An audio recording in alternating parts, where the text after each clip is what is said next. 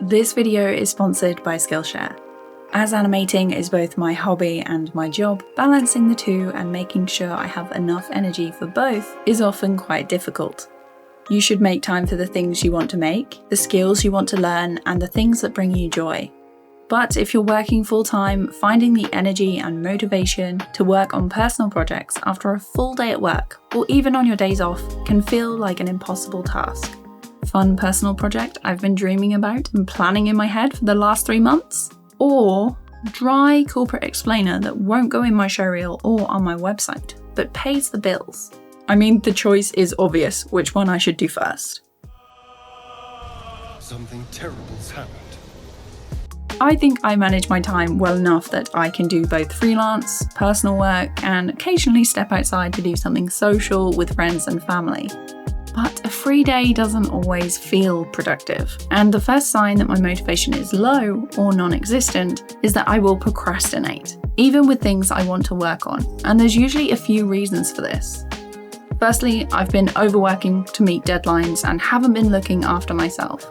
All work and no play isn't good for you, and it's not going to give you enough energy to get through the boring explainer or the exciting show pilot you want to make. Secondly, have I put too much on my plate? Is this project part of a series that is going to take way longer than I expected? Is it going to change my schedule and overlap with other projects, which gives me the Sunday scaries, even though I work for myself and set my own schedule?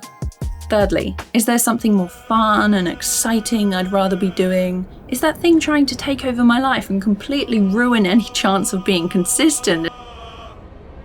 I save as much as I can from my freelance projects and keep my expenses as low as possible. So when there's a slow period with paid work, I can work on what I like to do. Remembering why I'm interested in a project helps motivate me to start, and most of the time my why is to get better at drawing or try something new. I used to be very focused on how much attention a project got on social media, refreshing often to see the likes, shares, comments. It felt good to have a popular post or video, but the buzz didn't last long, and in a day or two I was already moving on to the next thing, trying to get better and better results, and was disappointed if it didn't meet or exceed what I'd done before.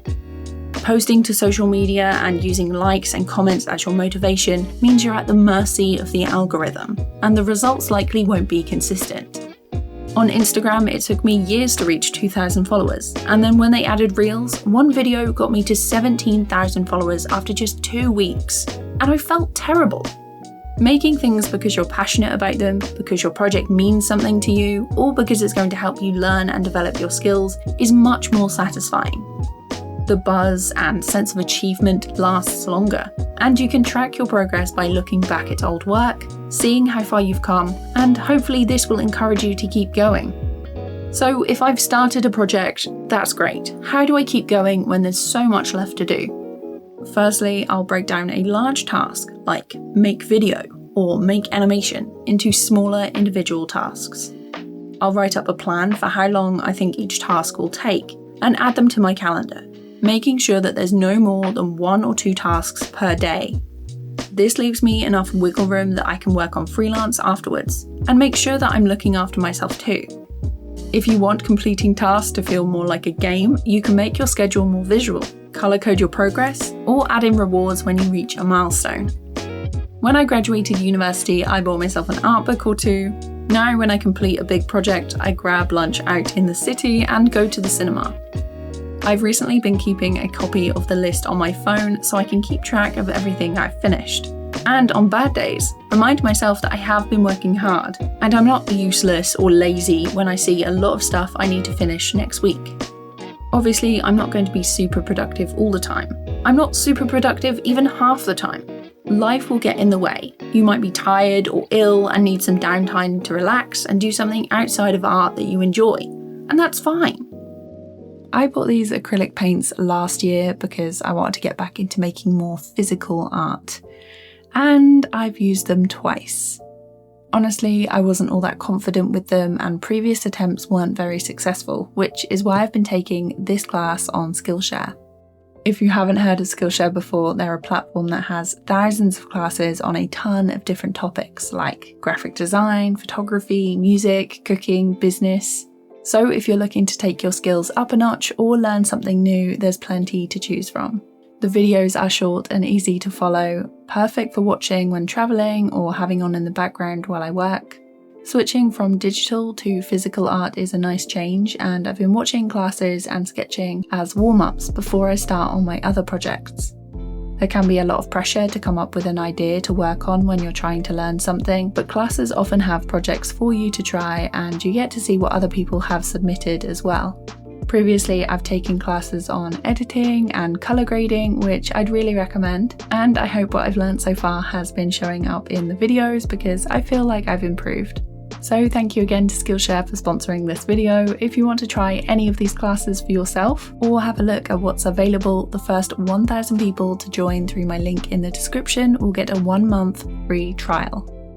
Now, the way I motivate myself to finish projects is to create a sense of urgency.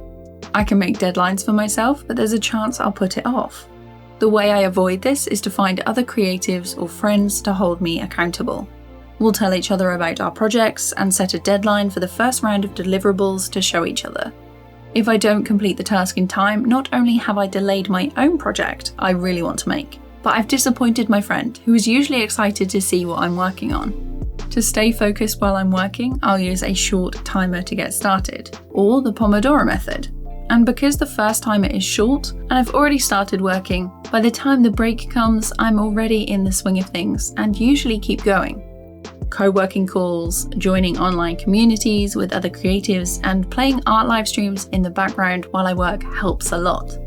Personally, I'm always more motivated and focused when I'm working with other people. And when I'm streaming myself, I can't just wander off and get distracted. It does take quite a lot of practice to work and answer questions at the same time, but I usually have between 2 and 6 hours of solid, focused work that really helps me get a lot done.